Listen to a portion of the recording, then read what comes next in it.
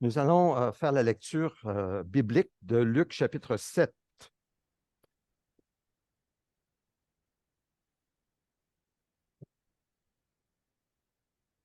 Luc chapitre 7. Si Victor est disponible, j'aimerais bien le voir nous prêter sa voix pour qu'il vienne nous lire ces quelques versets. Il n'y a pas beaucoup de versets, mais vous allez remarquer qu'on parle d'Abraham et c'est pour cela que j'ai choisi ce texte.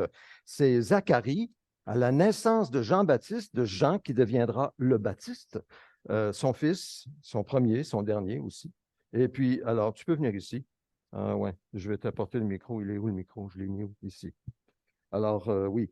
Et voilà. Alors, il dit cela, prophétise par le Saint-Esprit, il est rempli du Saint-Esprit, et il lit ce que vous allez entendre, il dit ce que vous allez entendre. Alors, je vous invite à vous lever si vous le désirez pour faire honneur à la parole et puis recevons la parole dans nos cœurs avec le message qui s'ensuit.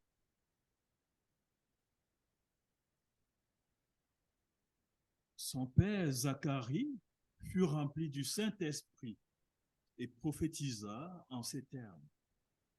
Béni soit le Seigneur, le Dieu d'Israël, parce qu'il a visité et racheté son peuple.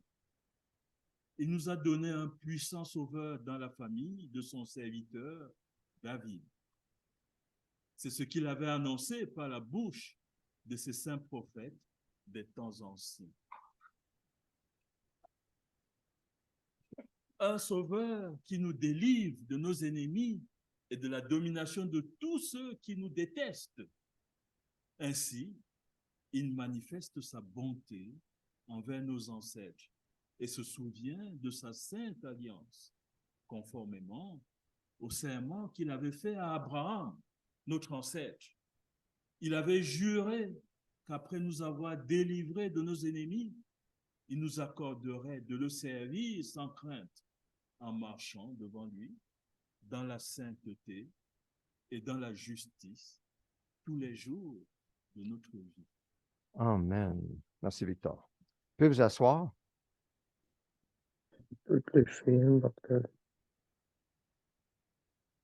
Alors, évidemment, Zacharie prophétise après avoir vu la naissance de son fils Jean, de sa femme stérile, hein, Anne, et il parle d'Abraham. Et aujourd'hui, je veux qu'on parle d'Abraham. J'aimerais qu'on puisse regarder dans la présentation de ce que nous faisons. Vous savez, depuis le début de l'année, nous voulons suivre Jésus à travers toutes les Écritures, les écrits de Moïse, incluant la Genèse et l'histoire d'Abraham, ce qui le concerne dans toutes les Écritures. Zacharie, lui, il arrive presque au bout de la promesse quand on a parlé de la semence qui était promise à Ève.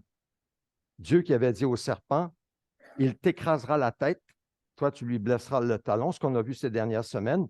Cette semence, elle est tout près de Zacharie. Jean annoncé pour ouvrir le chemin de la semence promise. Alors nous continuons, nous poursuivons aujourd'hui avec l'alliance de Dieu qui ne remplace pas celle qu'il avait déjà établie avec Adam et Ève en promettant la descendance, la semence, qui viendrait détruire la domination du mal sur la terre, parce que ça vient de Satan. Il trompe les gens de la terre. C'est encore le cas aujourd'hui. Il trompe les gens de la terre, les gens le suivent sans s'en rendre compte. Et le mal se développe, se multiplie, etc. Sur la terre, on le voit. Et là, donc, cette promesse, c'est simplement une suite. On a vu que ce n'était pas Noé qui allait être le fils de la promesse. Il n'était pas encore parce que Noé avait péché, on en a parlé. Et là, on arrive à Abraham, et on sait que ça va venir par la lignée de Sem. Sem, un des fils de Noé. Et puis, comme on va voir aujourd'hui, Abraham vient de la lignée bénie de Dieu, la lignée de Sem, un des fils de Noé. Alors, nous reprenons avec ce développement de la grande histoire, de ce que Dieu fait pour racheter l'humanité. C'est bon d'avoir une vision globale de la grande histoire parce que ça nous aide. Lorsqu'on lit l'Écriture, ça nous aide à faire le lien entre les grandes histoires. Et là, on dit, ah, c'est ça que Dieu fait dans l'histoire. Et en comprenant la grande histoire passée, ça nous aide à nous préparer pour sa venue future, sa seconde venue, qui viendra dans le temps que le Père a décidé de lui-même, de sa propre autorité, mais c'est bientôt. Peut-être qu'on pourrait dire c'est très bientôt. Mais ça, c'est Dieu qui le sait. Donc, les généalogies des fils de Noé sont données dans Genèse 10 et 11. Et on voit que la généalogie de Sem, et la dernière se termine avec Téra, qui engendre 3 garçons, Abram, Nahor et Haran.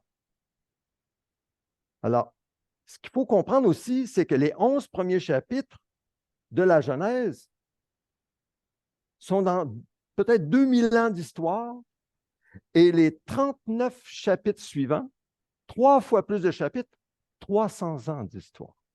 Donc, on fait un grand tableau pendant 11 chapitres, incluant le déluge, la tour de Babel, etc. Et là, ça devient plus concentré avec Abraham. 300 ans d'histoire, 39 chapitres. Abraham signifie père élevé. Et Dieu changera son nom par Abraham, qui signifie père d'une multitude. Dieu va conclure une nouvelle alliance avec Abraham. Maintenant, ce n'est pas le seul homme. Peut-être vous pouvez penser à d'autres personnages dans la Bible qui vont avoir un nom changé par Dieu. On pense à Sarah, la femme d'Abraham. Elle s'appelait Saraï, princesse. Son nom sera Sarah, qui signifie ma princesse, soulignant la princesse de Dieu. Donc, on voit que dans les changements de nom, il y a parfois un changement au niveau de l'appel de la personne, comme un changement d'identité. Quelle autre personne pensez-vous qui a eu un nom changé? Pierre, son nom c'était Simon. Jésus va le changer par Céphas, qui signifie Pierre, et notamment son témoignage, quand il dira « Tu es le Christ, le Fils du Dieu vivant », Jésus dit que c'est sur cette pierre, ce témoignage, que je bâtirai mon Église. C'est quelque chose. C'est lui, son témoignage, qui va être la fondation de l'Église éternelle de Dieu, qui continue à se développer aujourd'hui, surtout dans l'hémisphère sud, mais aussi, on prie pour l'Asie du Sud, parce qu'il y a une grande moisson qui se fait présentement. Ce n'est pas pour rien qu'on donne à l'Asie du Sud présentement pour la formation de pasteurs. Bref, qui d'autre que Pierre? Qui? Israël, oui. Son premier nom, c'était Jacob. Jacob signifie celui qui trompe, celui qui supplante. Pourquoi? Parce que quand il est né, il tenait le talon d'Ésaü. On lui a donné le nom. Ah, il tient le talon. Le mot Jacob vient d'une racine qui ressemble à talon, mais c'est aussi, ça nous fait penser à un verbe qui parle de supplanter. Puis, en effet, dans sa nature, Jacob va supplanter, il va tromper son père, Isaac, et son frère, Ésaü, à l'instigation de sa mère. Mais plus tard, Dieu va le changer en Israël. Et c'est tout un changement. Du trompeur, il passe à celui qui lutte avec Dieu et qui est vainqueur. Je me dis, wow! C'est tout un changement. Et vous savez, la Bible dit que si nous appartenons à Christ et si nous sommes vainqueurs en poursuivant jusqu'au bout notre suite à l'arrière du Seigneur, en cherchant à faire sa volonté, en marchant à sa suite, Dieu va aussi changer notre propre nom. Dieu va changer votre nom. Mon nom, il va être changé. Peut-être que ça commence déjà, je ne sais pas. Dieu le sait. Dieu change. Mon nom, vous savez, Claude, ça signifie celui qui boite. Et j'ai déjà lu que c'est celui qui remporte la victoire malgré qu'il boite. Ça m'a encouragé parce que quand j'ai entendu celui qui boite, je n'étais pas tellement encouragé d'entendre ça, que c'était mon nom. Mais bon. Mais Dieu va changer notre nom. Si nous sommes vainqueurs, il y a un texte dans la Bible, je vais vous le lire. Il dit, c'est Jésus dans Apocalypse 2 qui dit que celui qui a des oreilles écoute ce que l'Esprit dit aux églises. Au vainqueur, pas n'importe qui, au vainqueur, je donnerai à manger de la manne cachée, je lui donnerai un caillou blanc sur ce caillou est écrit un nom nouveau que personne ne connaît si ce n'est celui qui le reçoit.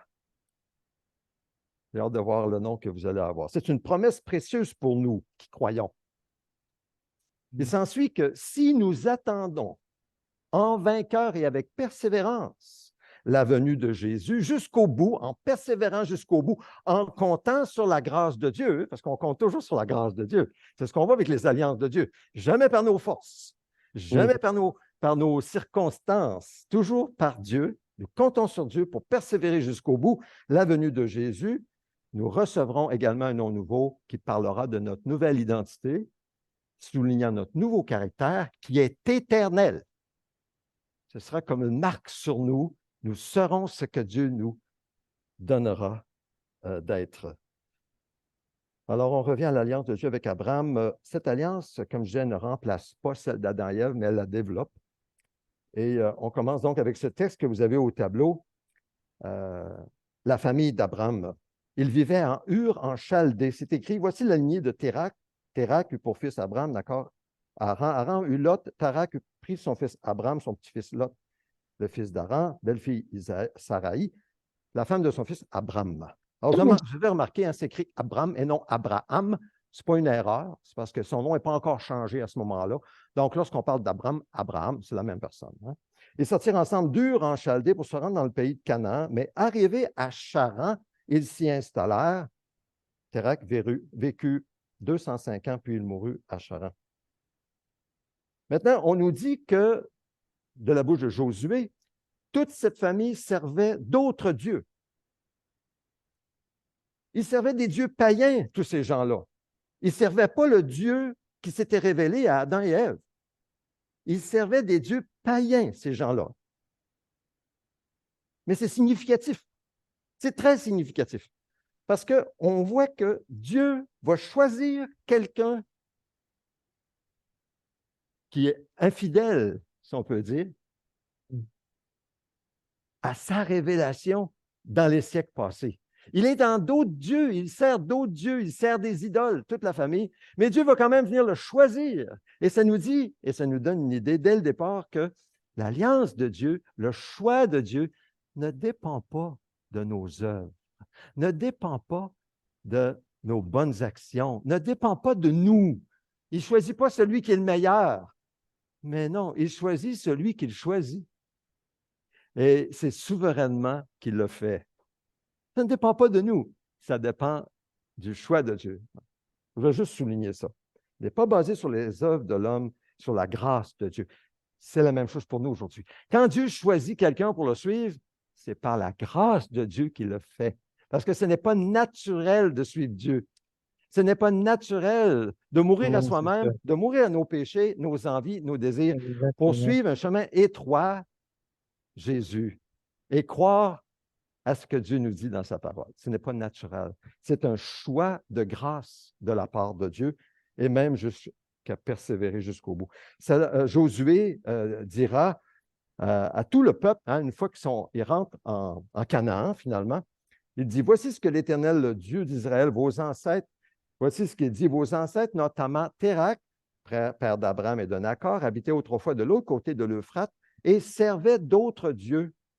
Et là, il s'est écrit, j'ai pris votre ancêtre Abraham de l'autre côté de l'Euphrate et je lui ai fait parcourir tout le pays de Canaan. Voyez-vous, j'ai pris, Dieu choisit Abraham et il le fait parcourir. C'est sûr qu'Abraham répond avec foi, mais le choix vient d'abord de Dieu. Dieu ne change pas. Il est le même aujourd'hui. Il ne changera jamais. Il n'est pas comme nous. Il ne pense pas comme nous. Il n'agit pas comme nous. C'est la même chose avec Abraham, avec Noé. Pourquoi est-ce qu'il sauve Noé et sa famille? Pourquoi les enfants de Noé ont été sauvés tandis que toute la race humaine a péri dans les eaux du déluge? La seule raison, ce n'est pas parce qu'il était meilleur que les autres. C'est la grâce de Dieu. Dieu agit par sa grâce gratuite, sans les œuvres et les mérites de l'homme. Et ça nous aide parce que quand nous prions pour les autres qui ne connaissent pas le Seigneur, sachons que c'est la manière dont Dieu agit. Il agit par grâce. J'ai entendu des histoires, peut-être que vous avez cette même idée, vous pensez à quelqu'un, vous dites, « Ah non, lui, il ne viendra jamais au Seigneur. » ou une autre personne, ah non, non, oublie ça. Ah non, non, à entendre ce qu'elle dit ou faire ce qu'elle fait, c'est sûr qu'il ne viendra jamais au Seigneur. On ne peut pas dire ça. Il ne faut pas dire ça. Ou, inversement, ah, mais elle, cette personne elle est vraiment une bonne personne. Puis je pense qu'elle est proche de venir au Seigneur. Ah, mais je m'attends juste qu'elle vienne au Seigneur. On ne peut pas dire ça non plus. Ce n'est pas basé sur les œuvres, les mérites de l'homme. Donc, ne mettez jamais un X sur quelqu'un qui ne viendra jamais au Seigneur. Mais prions, implorons le Seigneur et aimons-les. Aimons-les. Le récit d'Étienne dans les Actes des Apôtres, rempli du Saint-Esprit, il est en train de témoigner devant le tribunal juif, le plus haut tribunal du pays, le Sanhédrin, et il dit, mes frères et pères, écoutez, le Dieu de gloire est apparu à notre ancêtre Abraham lorsqu'il était en Mésopotamie, avant qu'il ne s'installe à Charan, et il lui dit, quitte ton pays et ta famille et va dans le pays que je te montrerai. Quel est ce pays? Ça se trouve en Genèse 11, 31, vous l'avez là. Canaan. Canaan, c'est ça le pays. Maintenant, je veux attirer votre attention sur quelque chose de très intéressant qu'on voit ici. Et c'est un grand avertissement pour nous. Et je pense que c'est peut-être le cœur du message de ce que j'apporte aujourd'hui. Alors, écoutez bien. Là. Écoutez bien maintenant. Là. C'est bien important. Il y a quelque chose dans ce texte-là qui doit nous interpeller aujourd'hui parce que c'est un grand danger. Un grand danger. Qu'est-ce qu'on voit dans ce texte? On voit que Téra, le père d'Abraham, Nachor et Haran, ont reçu un appel de Dieu de quitter Ur en Chaldée pour aller en Canaan. C'est bien ce qui est écrit. Ils sortirent ensemble d'Ur en Chaldée pour se rendre dans le pays de Canaan. C'est bien ce qu'on voit. Pas juste Abraham qui est appelé, c'est toute la famille. Mais arrivés à Charan, ils s'y installèrent. Et ça nous parle de l'obéissance que nous devons à Dieu et du danger d'obéir seulement à moitié. Faire un bout d'obéissance et arrêter et nous installer à moitié. Et à cause qu'on a obéi une partie, ne pas recevoir la promesse, ne pas recevoir ce que Dieu avait promis. Hein? Par exemple, vous êtes en train de prier un jour, vous êtes en train de méditer la parole, puis le Seigneur met dans votre esprit un projet, une idée, puis vous sentez que ça vient de Dieu, mais ça représente un pas de foi. Ça représente quelque chose où Dieu vous dit, suis-moi, fais-moi confiance. C'est ce que je veux faire dans ta vie ou c'est ce que je veux te donner. Ça peut venir pendant le temps de la louange, ça peut venir pendant la prédication, vous entendez une prédication, puis vous sentez, c'est dans votre esprit, ça monte dans votre esprit, c'est Dieu qui est en train d'installer une pensée, puis vous dites, oh, ça c'est Dieu qui m'appelle. Puis là, vous n'agissez pas trop vite, vous appliquez les principes du renouveau, vous cherchez les confirmations, vous êtes en train de... Vous ne courez pas, Seigneur, donne-moi d'autres confirmations, parce que ça, c'est un pas de foi quand même. Quitter Ur en Chaldée, quitter ton pays, ta famille, etc., c'est un gros pas de foi. Ça ne se fait pas comme sur un coup de tête. Donne-moi des confirmations, Seigneur. Il faut que tu me donnes des signes. Alors, vous cherchez les confirmations, et puis le Seigneur, avec joie, vous en donne, une après l'autre. Et là, vous commencez à dire, puis là, vous arrivez au point, OK, là, Seigneur, assez, je le sais, c'est confirmé, c'est ce que tu me demandes. Et puis là, vous obéissez. Oui, oui, Seigneur, je vais obéir. Et puis vous obéissez, vous commencez à faire des choses. Commencez à abandonner certaines choses, peut-être que vous cessez certaines activités, peut-être que vous arrêtez telle autre chose. Et puis là, vous arrivez à un bout, peut-être au bout de quelques années. Ça peut prendre des années. Et puis là, ben, les circonstances vous dépassent. Peut-être que la maladie vous afflige. Vous faites face à un obstacle majeur, puis que ça vous empêche d'avancer. Puis vous n'êtes pas arrivé, puis vous le savez. La tentation, c'est de vous installer là. Il n'y a pas de problème de s'arrêter. Hein? Par exemple, on va marcher, un pèlerinage, une longue marche, puis là, on va s'arrêter pour se reposer. C'est correct. On va prendre quelques jours de vacances, c'est correct. S'arrêter, c'est correct. S'installer. ça ne l'est pas. Puis parce que Charan, pas Charan, Térak, parce qu'il s'installe, il n'entrera jamais dans le pays promis. C'est Abraham qui va rentrer. Parce que lui, il va avancer. Et lui aussi devra prendre la décision de quitter Charan. Maintenant, ça fait des années qu'il habite là. Et s'ils habitent là, c'est parce qu'ils sont bien là, non? On n'habite pas une place où on n'est pas bien. Les animaux sont bien nourris, il y a de l'eau, tout va bien, même les troupeaux se multiplient. Seigneur, tu nous bénis à Charan. Ben, ça veut peut-être dire qu'il faut qu'on reste ici. Pas parce qu'il nous bénit qu'il faut qu'on reste. Est-ce que nous obéissons entièrement à ce que le Seigneur nous a appelé? Et ça, c'est très important pour chacun de nous d'obéir jusqu'au bout de ce que Dieu nous dit et de résister à la tentation que parce que nous sommes bien, que nous devons nous installer à moitié chemin.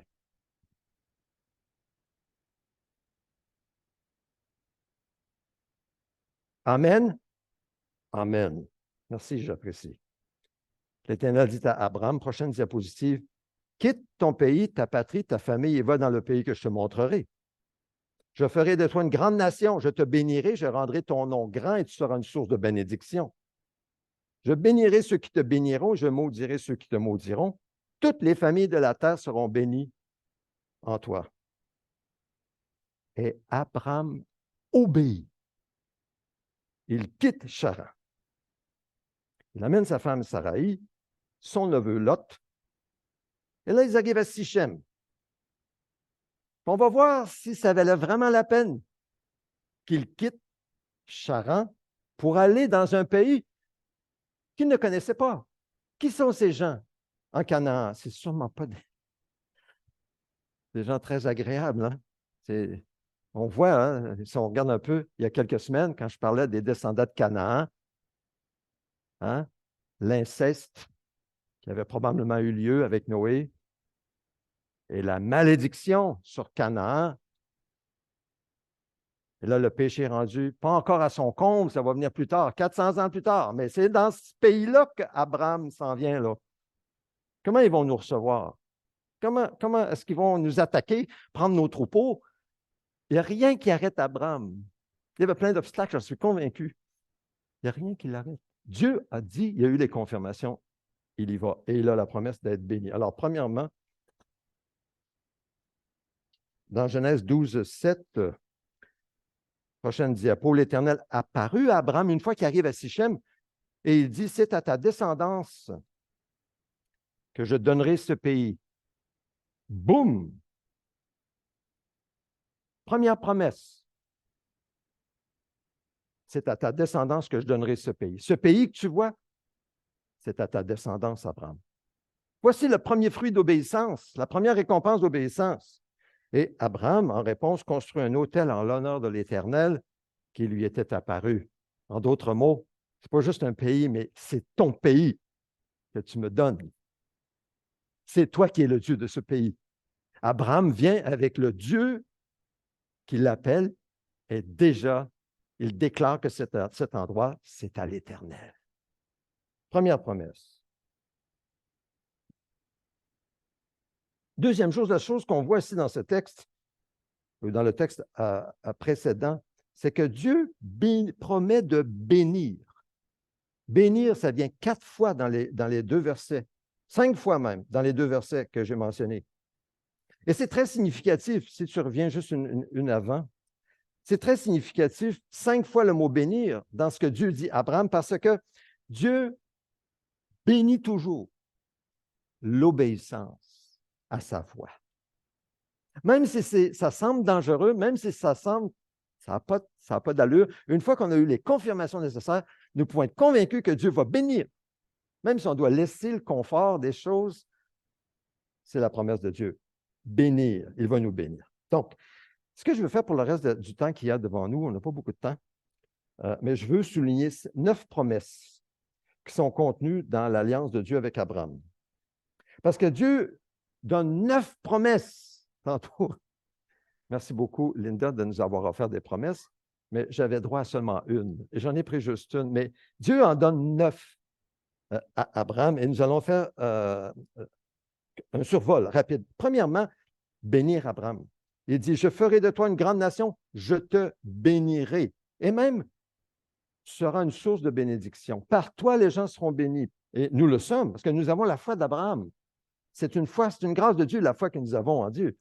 Ça vient de la foi d'Abraham. Nous sommes bénis de Dieu. Et il était très riche, un peu comme Job. Abraham était très riche en troupeaux, en argent et en or. Lot voyageait avec Abraham. Il avait des brebis, des bœufs, des tentes. Et la région ne suffisait pas pour habiter ensemble. Leurs biens étaient tellement nombreux, ils ne pouvaient même pas rester ensemble. C'est un peu comme si, imaginez, si, je ne sais pas, vous êtes à Québec et puis votre neveu est à Trois-Rivières et puis vous commencez à acheter des industries, toutes sortes de choses, de sorte que vous possédez la ville de Québec et puis lui, il possède la ville de Trois-Rivières, mais là, ça continue, ça continue. Là, il est rendu à Pont-Rouge, puis là, ça commence à chicaner. Là. Abraham, c'est un multimillionnaire dans les termes d'aujourd'hui, peut-être même milliardaire, mais ça ne l'a pas éliminé de croire en Dieu, parce que ce n'est pas une question d'argent, c'est une question de foi. C'est une question que lui était prêt à suivre Dieu, coûte que coûte. Et Dieu, en obéissant à Dieu, il aurait pu perdre, mais ce n'est pas ce qui s'est passé.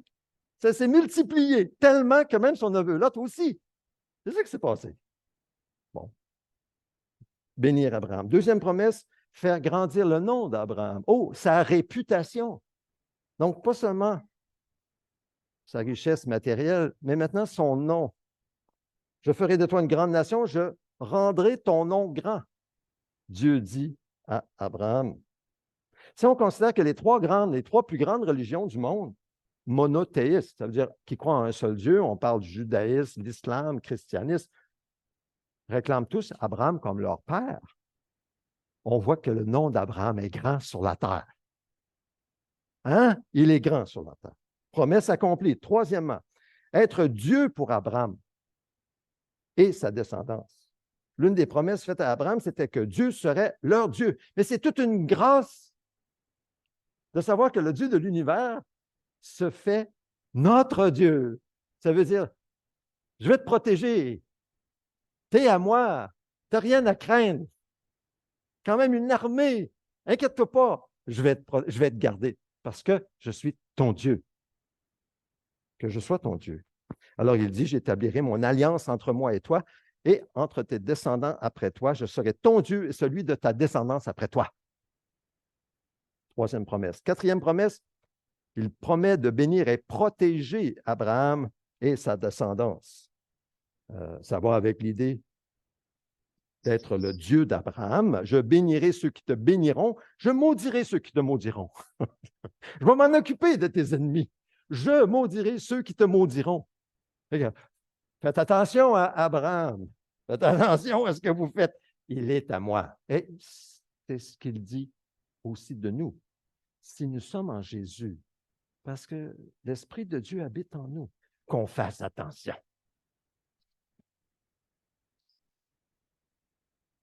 Alors, on voit un exemple, par exemple, lorsqu'il y a eu la famine dans le pays et qu'Abraham a été allé en Égypte pour survivre avec sa famille et ses troupeaux, le Pharaon a voulu s'approprier de Saraï parce que là, on voit peut-être une faille dans la foi d'Abraham. Il a dit que c'était sa sœur. Puis il s'est dit finalement, c'est pas un mensonge, c'est ma demi-sœur. C'est un petit peu vrai qu'est-ce qu'il disait. Donc, mais pour Pharaon, il pensait que c'était ça. Il pensait que c'était sa sœur. Donc, le Pharaon a voulu la prendre près d'elle. Bon, peut-être, je ne sais pas trop quoi faire avec elle. J'ai peut-être des idées, mais bon, on va passer là-dessus. Et puis, qu'est-ce qui s'est passé? C'est que Dieu a frappé Pharaon et sa famille de fléau. Là, ça commence à mal aller. Qu'est-ce qui se passe? C'est quoi le problème? Puis il faisait toutes sortes de choses dans ce temps-là de façon magique. Bon, puis le Pharaon a su que finalement, c'était pas sa sœur, c'était sa femme. Là, le Pharaon dit, qu'est-ce que tu vas là? Tu vas tromper. Là, il aurait pu faire du mal à Abraham et sa famille. Là, il aurait pu. Là, mais non. Il laisse aller avec ses troupeaux, avec des cadeaux. Retournez dans votre pays. Ça, c'est parce que Dieu est avec Abraham. Il faut bien comprendre, c'est très clair. C'est très clair. C'est écrit dans Genèse 12, 17 que l'Éternel frappa le Pharaon, sa famille de grands fléaux à cause de Saraï, la femme d'Abraham. Des années plus tard, lorsqu'Abimélec répéta l'erreur commise par Pharaon, Abimélec, le Seigneur lui apparut en rêve, l'avertissant de rendre Sarah. Abimélec, c'était avec les Philistins. Et puis, bon, il n'est pas couché avec la femme d'Abraham, parce que Dieu l'a averti en rêve, touche pas à cette femme.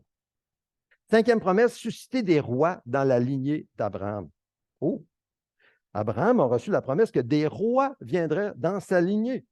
Je te ferai beaucoup proliférer, je ferai de toi des nations et des rois seront issus de toi. C'est une bénédiction, c'est une promesse, vraiment très intéressante. Et il y en a 4 autres, de faire la descendance d'Abraham une grande nation. Sixième promesse, donner à la descendance d'Abraham une terre. Ensuite, faire la descendance d'Abraham une bénédiction pour les nations. Et neuvième promesse, donner à Abraham une semence particulière. Et la semaine prochaine, nous allons commencer à nous pencher sur cette sixième promesse de faire de la descendance d'Abraham une grande nation. Parce que ça va devenir de plus en plus important. Les dernières promesses, est-ce qu'on a la liste des promesses juste avant, celle-là, ici, juste avant? Les 4 dernières promesses, c'est ça qu'on va développer dans les prochaines semaines. Et la semaine prochaine, c'est la promesse d'être une grande nation parce que ça va toucher de plus en plus, c'est de plus en plus important pour nous aussi. Parce que Dieu nous appelle. Vous savez, les chrétiens, Dieu nous promet la terre. On dira ce qu'on dira dans le monde. On nous méprisera si tu veux.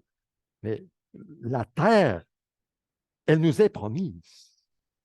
Heureux les débonnaires, car ils hériteront la terre. Ça, c'est nous qui suivons Jésus. Et une descendance, une bénédiction pour les nations. Alors, nous allons voir ces éléments-là à partir de la semaine prochaine. Alors, prenons un moment de silence pour recevoir ce que l'Esprit a pour nous et pour répondre dans nos cœurs en silence sur ce que le Seigneur nous montre aujourd'hui, sur ce que le Seigneur nous dit et qui s'applique à nos vies. Prions.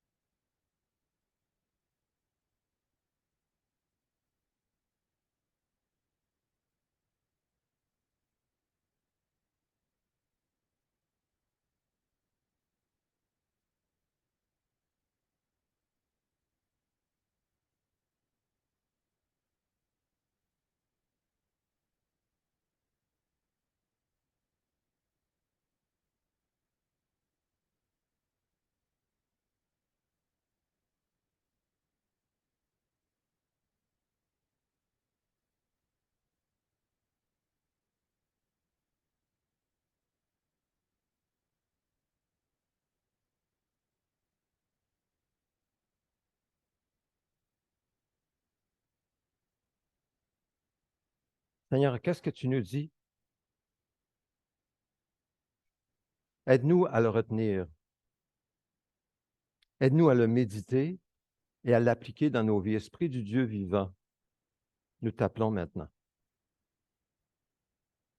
Ta parole est certaine. C'est ta parole.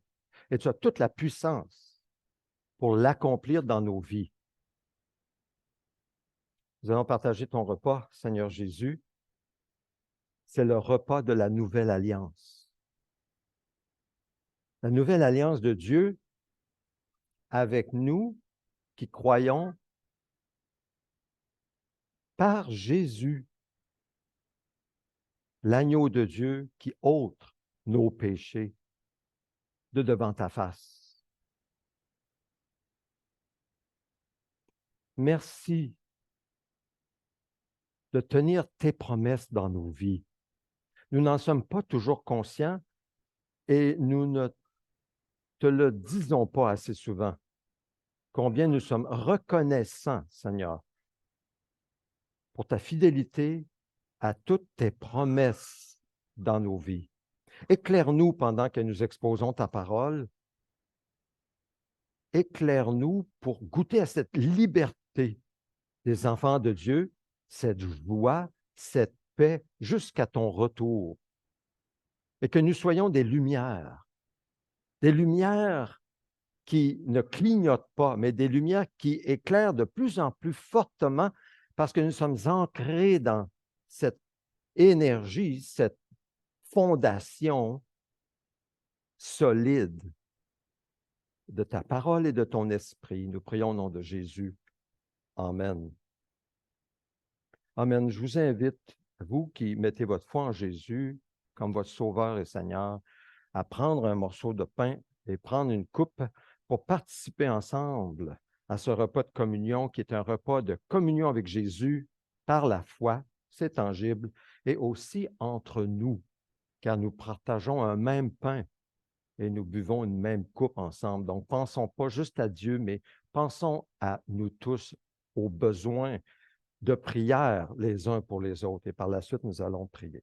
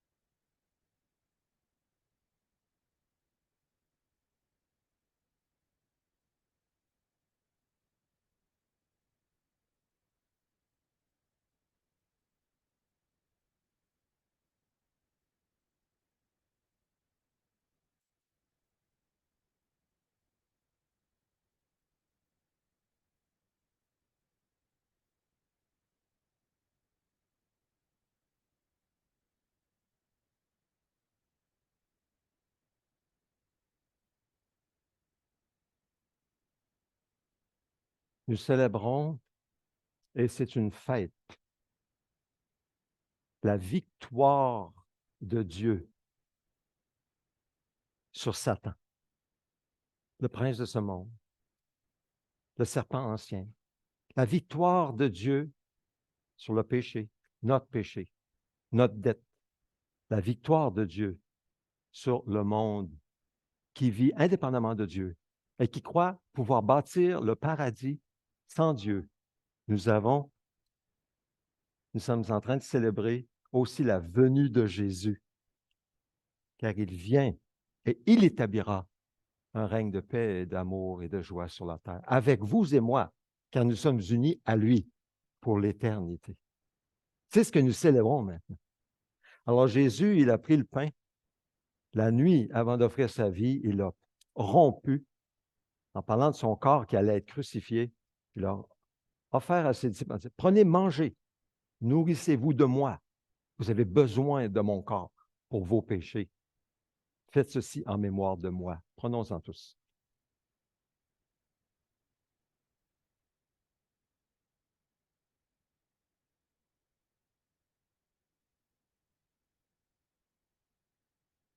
De même, il a pris la coupe d'action de grâce, la coupe en remerciant, avant même de souffrir, Dieu pour sa grâce dans le salut qu'il nous offrait dans son corps le lendemain. Et il a dit, prenez-en tous, c'est le sang de la nouvelle alliance de Dieu avec vous, une alliance qui est éternelle. Prenons-en tous.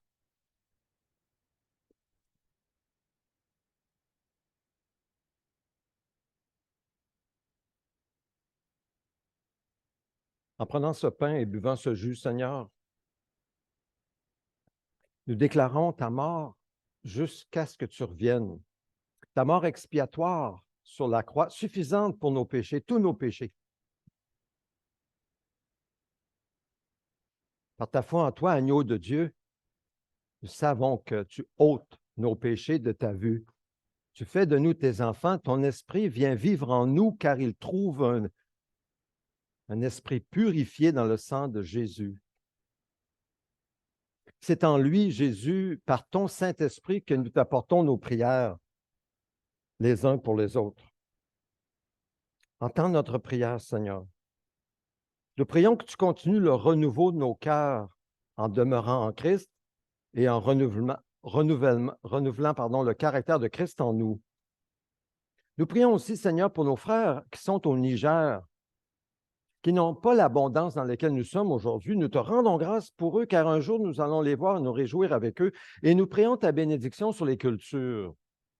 Accorde-leur, Seigneur, une culture en abondance pour qu'ils puissent non seulement manger, nourrir leur famille, mais partager à ceux qui sont autour d'eux.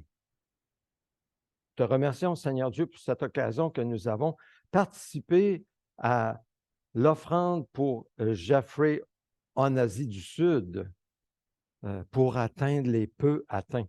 Nous te prions, Seigneur Dieu, de bénir notamment ceux qui sont formés, les pasteurs, les évangélistes, les ouvriers qui se préparent à débuter des églises, une par année, là en Asie du Sud, où la moisson est grande et la moisson répond. La moisson est en train de rentrer. Nous te bénissons pour cela. Nous te prions, Seigneur, pour nos enfants, notamment ceux qui sont prodigues, ceux qui résistent. Pour quelque raison que ce soit, nous prions que tu les éclaires par ton Saint-Esprit, que tu leur ramènes les versets qu'ils ont entendus dans leur cœur, dans leurs rêves, et que tu les appelles à toi. Nous prions pour Sabrina et l'enseignement des enfants. Nous te remercions pour Sabrina. Nous te remercions pour ses aides aussi. Nous te remercions pour les parents qui cherchent à amener leurs enfants à te connaître, à marcher dans tes voies, à mettre leur foi en toi. Nous te prions ta bénédiction sur toutes ces personnes, afin que nos enfants, tous sans exception, mettent leur foi en toi et comptent sur toi, car tu es fidèle. Nous prions pour notre frère Pierre Bilodeau et l'opération au genou qu'il attend. Nous prions déjà pour un succès, pour qu'il puisse, Seigneur Dieu, marcher confortablement et continuer à te servir avec sa tendre épouse Sonia. Nous prions pour ton soutien fidèle envers Roxane dans les hauteurs à Rimouski. Marche avec elle, soutiens-la et continue à être son sauveur, car tu es son Seigneur. Nous prions pour Thérèse, notre doyenne, pour un prompt rétablissement. Bénis Thérèse et bénis surtout le témoignage à sa descendance, ses enfants, petits-enfants et arrière-petits-enfants. Nous prions que ta lumière brille sur le visage de Thérèse et que les enfants, les petits-enfants et les arrières voient quelque chose qu'ils n'ont jamais vu et que cela les attire à toi pour qu'ils mettent leur foi en toi. Nous prions pour les étudiants de notre Église afin que tu accordes l'énergie nécessaire, les forces et le succès dans les études. Nous prions, Seigneur Dieu, enfin, pour toutes les œuvres que tu mets dans notre esprit, les appels personnels, les appels de couple, les appels de famille, les appels sur notre Église, afin que nous t'obéissions par la foi jusqu'au bout et non à moitié. Nous prions enfin pour nos gouvernements, ceux qui sont nos élus au niveau municipal, provincial et fédéral. Nous prions pour que tu accordes ta grâce pour vivre en paix. Une Église partout au Canada, au Québec, en plein développement. Ô Seigneur, nous prions afin que tu sauves ceux qui considèrent de s'enlever la vie parce qu'ils souffrent ou parce qu'ils n'ont pas d'espoir. Ô Seigneur, nous prions contre les attaques de l'ennemi et les mensonges de l'ennemi, qu'ils ont une meilleure vie après la mort. Nous disons non. Nous te prions, Seigneur Dieu, d'éclairer notre peuple, ô Dieu, de les mettre sur notre route pour qu'ils résistent à cette tentation pour plutôt être réconciliés avec toi en mettant leur foi en toi, en s'attendant à toi et en recevant de toi la grâce du salut et de leur mission sur la terre. Au nom de Jésus. Amen.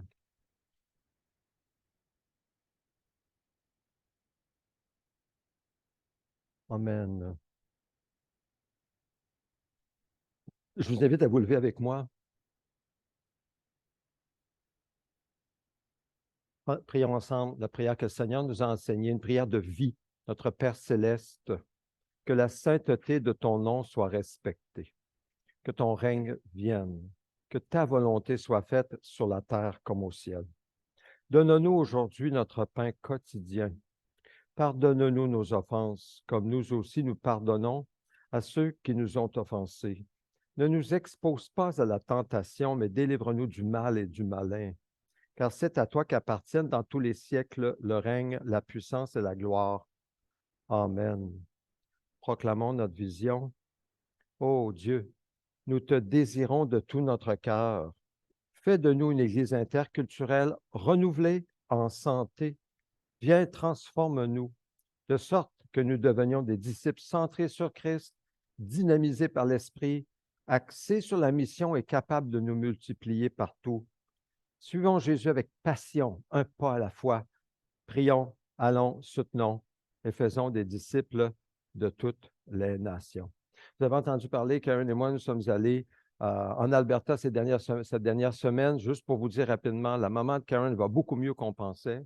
On était allé dans une situation un peu urgente, un peu catastrophique, parce qu'à cause de toutes sortes de choses, je ne veux pas rentrer dans les détails, mais je veux juste vous dire merci pour vos prières. Merci pour vos prières pour Karen et moi, pour la maman de Karen. C'est vraiment apprécié. Donc, je vais juste faire un petit retour rapide. Alors, vous pouvez vous asseoir. Nous arrivons aux annonces. Juste avant les annonces, on parle rapidement d'Asie du Sud. On prend au sérieux le grand mandat de partager l'Évangile en Asie du Sud. En Asie du Sud, on parle de 8 pays, 4000 peuples,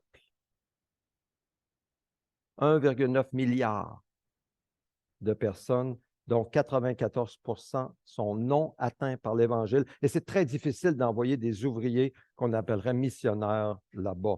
Sauf qu'il y a une école qui forme des implanteurs d'églises et nous travaillons l'Alliance en partenariat avec une école qui forme des pasteurs, des évangélistes.